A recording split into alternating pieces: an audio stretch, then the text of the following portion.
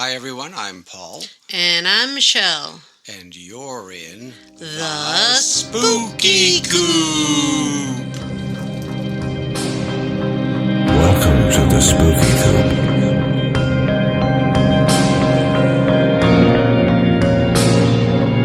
Hope you're not chicken.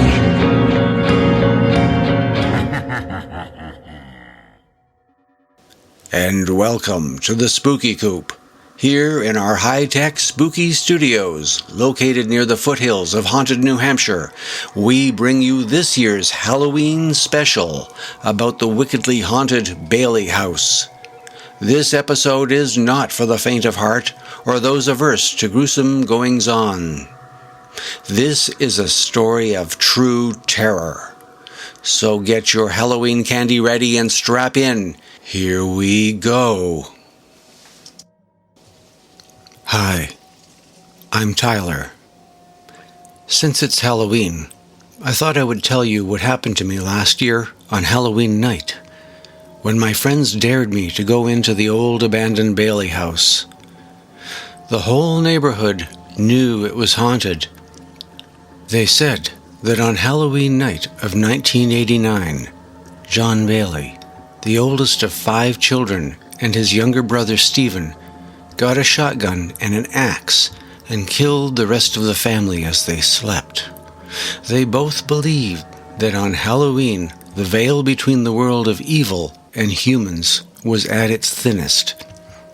And they performed a ceremony they read in a book they found that was said to let demons into their bodies that would give them the strength to destroy the family they hated. That night, after the ceremony, they went into the room where their parents slept. First, Stephen with a shotgun he stole from his father's gun cabinet, and then John with an axe he got from camping gear that was in the garage. They say that Stephen shot his father point blank in the head, killing him instantly. When the sound of the shotgun woke their mother, she ran screaming halfway down the hallway before John finished her off with the axe. Then, the story says their sister, Louise, woken up by her mother's screaming, ran out of her bedroom to see what was going on, only to see her brother chopping at their mother's corpse, blood flying in all directions. Louise tried to run, but John grabbed her by the hair and pulled her back. Then Stephen shot her 6 times. They said John stood on her back while watching blood gurgle out of her mouth as Stephen reloaded the shotgun and shot her again to be sure she was dead. After that, in total bloodlust, brought on by the demons inside of him, John creeped into Sharon and Joshua's room. Joshua was only 2 months old. He was sleeping in his crib. Sharon, who was 3, was missing. She had run away. John, with the demon raging within, grabbed the baby who started to cry. The legend says John smothered him with a pillow until he was quiet, then tossed him on the floor and cut his limbs off, then put the pieces back into the crib, like putting together a puzzle. Then he shoved a pacifier in his dead mouth and covered him with a blanket, so when the police finally arrived, they would think his baby brother Joshua was just sleeping, until they pulled the blanket off and got the fright of their lives. John told Stephen that Sharon had run away. Stephen was enraged, and both he and John searched the house for her, calling her name, promising not to hurt her. They found her hiding in the cabinet under the kitchen sink. The story says that both brothers, with the demons, helped drown their little sister in the kitchen sink in the most horrible way. They would take her head out of the water and let her breathe again just before she died, then pushed her back in over and over until she finally died. After that, they cut her into small enough pieces to fit down the garbage disposal. As Stephen turned around to tell John the last bit of their little sister Sharon was gone down the drain, and they were ready to make their getaway. John picked up the shotgun and blasted Stephen in the chest and face. His brother in crime never saw it coming. They say this is why Stephen is the most angry and dangerous ghost in the place, and will kill you if you are unlucky enough to be caught by him. After killing his brother, John turned to run out of the house, hoping to make a clean getaway. But, the legend goes, with the help of the angry spirit of his betrayed brother, he slipped on the blood-soaked floor, tripped over the axe, and hit his head on the corner of the kitchen table. He lay there, bleeding, until the police arrived many hours later, and died before an ambulance got there to save him. It's reported his last words were, "The devil lives in this house. Everyone who comes in here is going to die."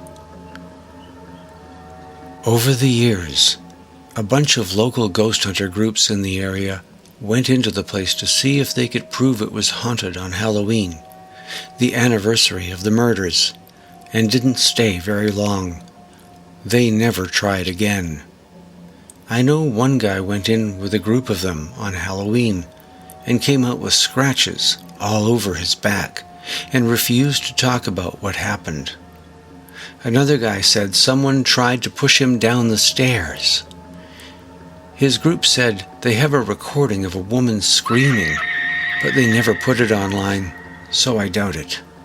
Lots of people in the area say they've seen lights on in the house and heard banging and screaming on Halloween night, but I think that's just to keep the kids out. So that's the story of the Bailey House. Last year, in 2023, on a dare, I had to stay the whole of Halloween night from 9 p.m. to 6 a.m. in the Bailey House. If I did, I would get $194. That's the total of the money my friends had come up with to bet on me running out in fear. If I left before 6 a.m., I had to wear a t-shirt to school for a whole week that said chicken shit on it. It was not a big deal.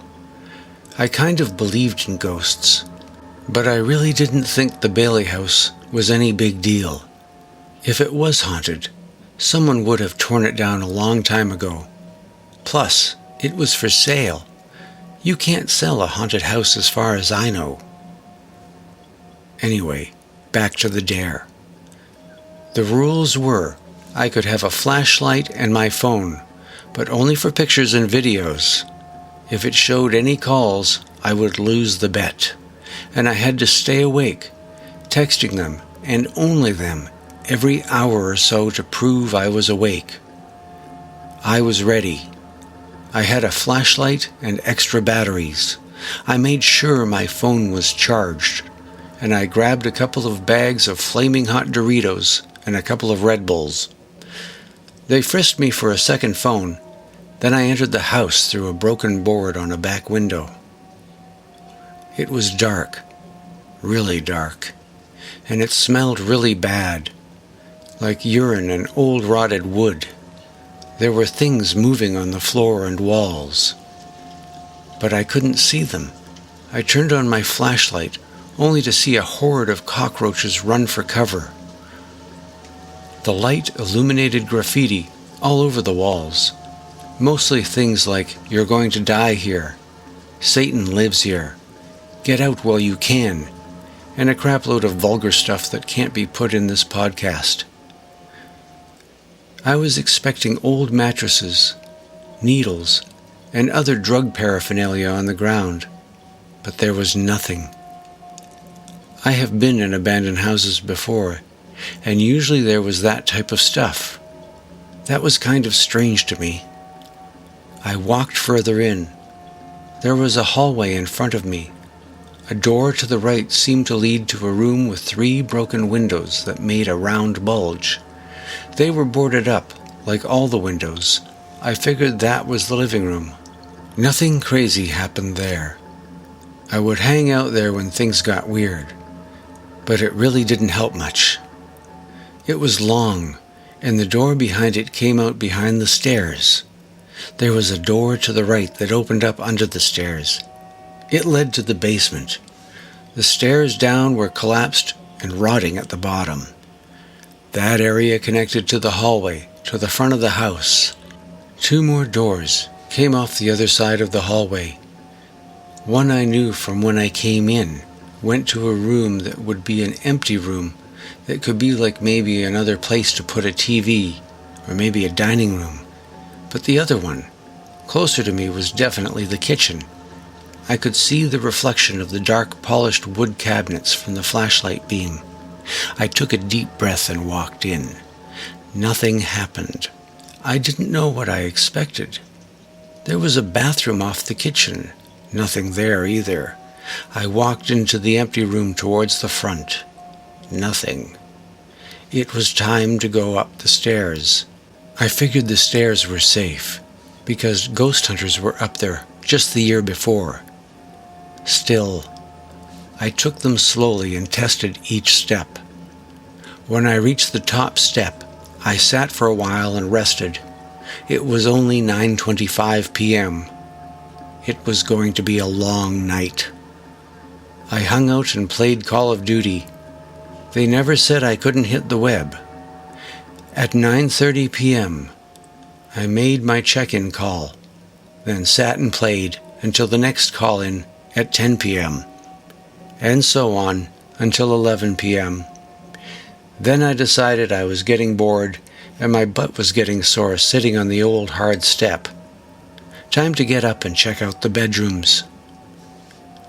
When I got up, my legs were stiff from sitting, so I took a minute to stretch. That's when I heard the first sound. It was kind of a squeaky, high-pitched sound. I figured maybe the steps made the sound when I got up, but it seemed to come from upstairs, and it was really loud. I got up on the landing and started to walk down the hallway. There was a bathroom at the end of the hallway. The door was opened, and I kid you not, there was an old shower curtain up, blocking the view of the tub. No flippin' way, I mumbled to myself, trying not to think about what could be behind the shower curtain. I thought about every horror film I've ever seen about a tub with a shower curtain in a haunted house, and I knew, just like every other stupid kid on Halloween, sooner or later I'll be forced by some unknown power to pull it back, only to discover the terror of a maniac with a blood-soaked knife. The high-pitched sound came again. This time it was less a squeak and more a screech, more a sound like a cat being attacked or something like that. Okay, that's it, I figured. It's a cat, just a cat. Trying to reason with my nerves, I went into the room so I could prove to myself it was just a cat. I pushed open the door. It had no knob, so it was just a push, and it was open. As soon as it started to open, the cat's screeching changed. I swear it sounded like a baby, screaming. And really loud, too. It freaked me out, and I tried to stop the door from opening all the way. But it was too late. The door flew open and hit the inner wall.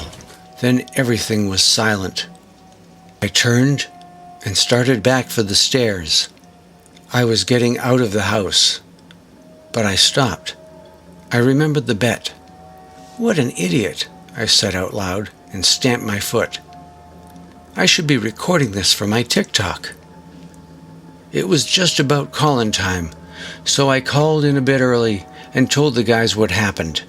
I sat at the top of the stairs again, this time to make a plan of how I was going to document my night. I shouldn't have bothered. Turns out I didn't have a choice. I had just started scrolling my phone when I felt something touching the top of my head, like very soft. I thought a bug landed on me, a spider maybe. I shook my head and went to brush it off when something I couldn't see, an invisible hand, grabbed my wrist and shook my arm, It was crushing my wrist so tight my fingers felt fat, then numb. I was screaming, "Let me go! Let me go!" Then, as quickly as it grabbed me, it let me go. I fell and rolled down a few steps before I was able to put my arms out and stop myself. When I got to my feet, I ran for the door.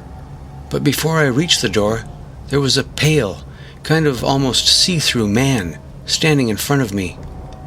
I can only imagine it was a ghost, because he didn't look quite right. In fact, as he became more solid, I could see he had a huge hole in the side of his head, and this pink and red mushy crap was hanging and dripping out of it, which I figured were his brains. His eyes were sunk in, and his sockets were almost empty. The skin on his face, where he still had skin, was a blue-gray, and he looked really bad. I was frozen with fear. I wanted to get around it and get out the door, but I was beyond terrified and paralyzed. I kept telling myself I was just looking at some zombie movie. It's not real. The mouth on this guy started to move a few times. Then it talked. "Why is it every Halloween, the night my evil sons walk the house, one of you stupid kids comes here and tempts death? You will die here. This place is hell. My sons are evil. They will kill you. Run while you still can. Run while you still have blood in your veins to bleed." Then he added, "Go. They're coming." When he disappeared, it hit me. The way he came and went like that, never quite solid. My friend Quinn's dad has one of those projectors that can do that. This was all a setup. They played me. "All right, guys, this is too much," I said. "I know what you're doing, and I'm not falling for it. Where are you, huh? You might as well come out. I know that zombie guy was a fake. That wasn't even a good fake. Wouldn't even fool my kid's sister," I laughed. Mr. Zombie Dad's spooky warning, the old cliche, "Run, they're coming to get you." Blah! I've seen things like that before. Tell me how you did it. There was no reply. Only silence. "Game's up, guys." Nothing. "Guys?" Then the baby crying sound started again. "I'm out of here. You guys are jerks, and I'm not wearing that stupid t-shirt," I shouted. That's when it happened. They came. The place went ice cold. I could see my breath in front of my face. It got so incredibly cold so fast, I started to shiver. My flashlight flew out of my hand, but at the same time, the room lit up as if the lights worked. That's when I saw there was some old construction stuff against the walls. Like someone, at one time in the past, was remodeling the place, but decided better of it. There were paint cans, rollers, hammers, wallboards, nails, and a whole bunch of other stuff. "Hello? Anyone around?" I asked sheepishly, knowing or hoping no one would reply. "Who turned on the lights?" I again turned towards the door to leave. That's when the remodeling stuff started to fly around the room. I'm not lying. It was horrifying. I almost wet my pants. I probably would have if I weren't running so fast. Pieces of wood and nails were flying at me. A large nail hit me in the back of my head. A paint bucket flew out of nowhere and hit the ground in front of me. Its lid went flying, and the wet paint almost made me slip and fall. A claw hammer flew by my head like a tomahawk, barely missing me and embedded in the floor. I made it to the door and flung it open. A hand grabbed my arm and pulled me toward it. I screamed and started to kick out wildly. "Hey kid, relax," the voice said. "You're safe." I looked around and realized I was being held by some guy. Some human living guy. Some guy I think was like my grandfather's age at least. I worked on catching my breath. "Don't go in there.